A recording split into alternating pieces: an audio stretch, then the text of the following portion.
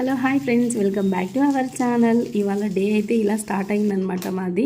ఇవాళ మార్నింగే పులిహోర చేద్దాం అనుకుంటున్నాను. ఎందుకంటే ఇది మా తమ్ముడి కోసం చేద్దామని చెప్పి, వాడికి పులిహోర ఇష్టమో లేదో తెలియదు కానీ తింటాడనమాట. సరే అని చెప్పేసి నాకు ఒక మంచి స్టైల్లో, ఒక యూనిక్ స్టైల్లో చేస్తున్నాను, వాడికి ఇష్టం అని చెప్పేసి. ఇంకా ఇవాళ వచ్చేసి రక్షాబంధన అనమాట. అందరికీ రాఖీ పండుగ శుభాకాంక్షలు.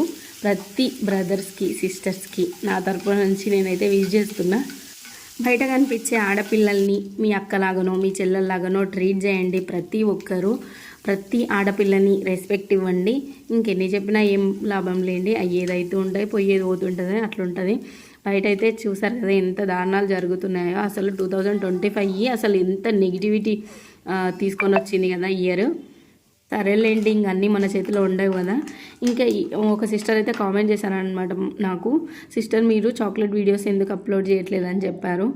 ఫస్ట్ రీజన్ వచ్చేసి మా బాబు అనమాట. చాక్లెట్స్ చేయంగానే ఎడిక్ట్ అవుతున్నాడు. మా బాబుకి వచ్చేసి 2.5 years, ఇంకా స్కూల్లో వేయలేదు. వాడిని స్కూల్లో వేసేస్తే మళ్ళీ స్టార్ట్ చేసుకుంటాను. తర్వాత వచ్చేసి నేను స్విగ్గీ అండ్ జొమాటోలో ఆన్బోర్డింగ్ అయ్యి ఈ చాక్లెట్స్ అనేది సేల్ చేద్దామని చెప్పేసి ఫుడ్ లైసెన్స్ అయితే అప్లై చేశాను అనమాట నా ఓన్గా. బయటికి వెళ్ళి అడిగితే 4-5 thousand అడిగారు.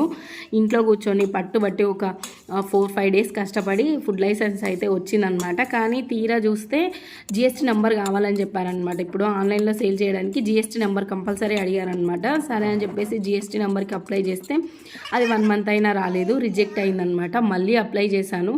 ఇంకా అలా డిలే అయిపోయింది. అందుకే వీడియో నచ్చితే లైక్ చేయండి.